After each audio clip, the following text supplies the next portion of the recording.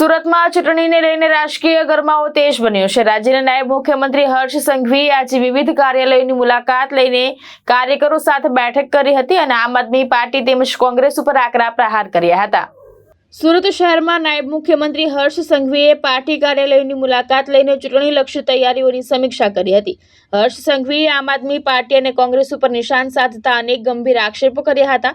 તેમણે જણાવ્યું કે ગુજરાતમાં આપના નેતાઓ સામે અનેક અરજીઓ થઈ છે અને ટિકિટના નામે 3 લાખ, 5 લાખ અને 15 લાખ રૂપિયા સુધી વસૂલવામાં આવ્યા હોવાના આક્ષેપો સામે આવ્યા છે।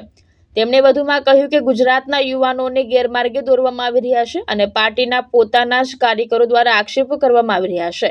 કેટલાક કાર્યકરો ઇન્ચાર્જ ઉપર રૂપિયા લેવાના આક્ષેપ કરે છે, જ્યારે ઇન્ચાર્જ દ્વારા પ્રદેશ નેતાઓ ઉપર જવાબદારી ઢોળવામાં આવી રહી છે। સાથે જ તેમણે જણાવ્યું કે ગુજરાતભરમાં આ અંગે અરજીઓ કરવામાં આવી છે અને તેની તપાસ ચાલી રહી છે, જે ખૂબ જ ગંભીર અને દુઃખદ બાબત છે। ચૂંટણી પહેલા રાજકીય આક્ષેપ પ્રત્યારોપનો દોર તેજ બન્યો છે। હવે જોવાનું એ રહેશે કે મતદારો ઉપર આ નિવેદનોનો કેટલો પ્રભાવ પડે છે। તીર્થયાત્રા પર લઈ જાય, કોઈ સોસાયટીની સ્વચ્છતા કરાવે, કોઈ સોસાયટીમાં બાળકોની ચિંતા કરે, આ બધા જ સારા કામો કરવાવાળા લોકો હોય। પણ દરેક સોસાયટીમાં 50 સારું કામ કરતા હોય તો 2-14 મળે કે નહીં? એ બધા જ કામને રોકવા આવે। જેની સોસાયટીમાં ના હોય એ મને કહે કે મારી સોસાયટીમાં 1-14 નથી। હા, પણ હવે તો મને કહો તમે તો સોસાયટીમાં 14 હોય, આપણા સમાજમાં 14 હોય જ કે નથી હોતી? જ્ઞાતિમાં હોય કે નહીં? પરિવારમાં 5 ભાઈ હોય, એમાંથી બી 1-14 નીકળે કે ના નીકળે? તો આ રાજનીતિમાં 1-14 ના નીકળે? હે?